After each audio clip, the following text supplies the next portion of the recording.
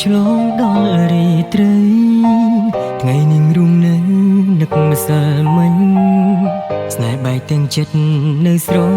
ឡាញ់ចង់ចាញ់រឿងគ្រប់យ៉ាងពេលបាត់ស្នេហ៍បន្សល់ទុកអានុស្សាវរីយ៍រឿងយើងទាំងពីរខំពីគេ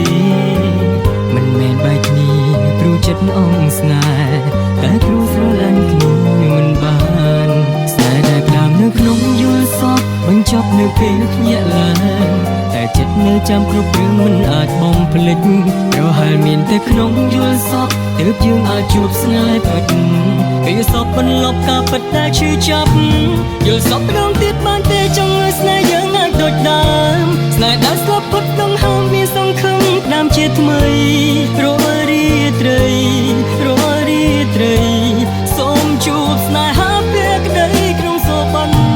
យល់សពម្ដងទៀតបានទេឃើញនាងមេនៅក្បែរបងទោះពេលនាងស្នេហ៍ប្រែសូនតែបងនៅចងចាំក្លិនហើយសូប័នហើយសូប័ន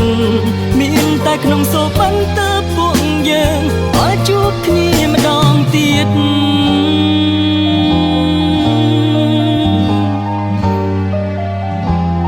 ស្នេហ៍ដែលផ្ដើមនៅក្នុងយល់សពបញ្ចប់នៅពេលភ្ញាក់ឡើងតែចិត្តនៅចាំគ្រប់រឿងមិនអាចបំភ្លេចប្រហែលមានតែក្នុងយល់សពទើបយើងអាចជួបស្នេហ៍ពិតពេលសពបន្លប់ការពិតដែលឈឺចាប់យល់សពម្ដងទៀតបានទេចង់ឲ្យស្នេហ៍យើងអាចដូចដើមស្នេហ៍ដែលស្លាប់ផុតដងហើមមានសង្ឃឹមផ្ដាំជាថ្មីរាល់រាត្រីរាល់រាត្រី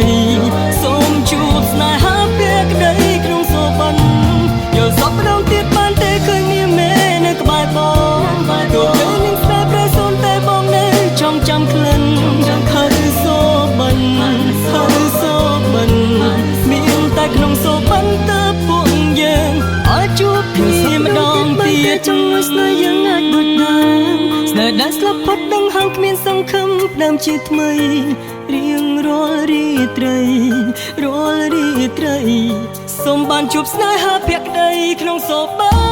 យល់សពម្ដងទៀតបានតែចង់ស្នេហ៍យើងអាចដូចដើមស្នេហ៍ដែលស្លាប់ផុតដងហើមមានសង្ឃឹមផ្ដើមជាថ្មីរាល់រាត្រីរាល់រាត្រីសូមជួបស្នេហាភក្តីក្នុងសូប័នយល់សពម្ដងទៀតបានតែឃើញនាងមេនៅក្បែរបងទោះពេល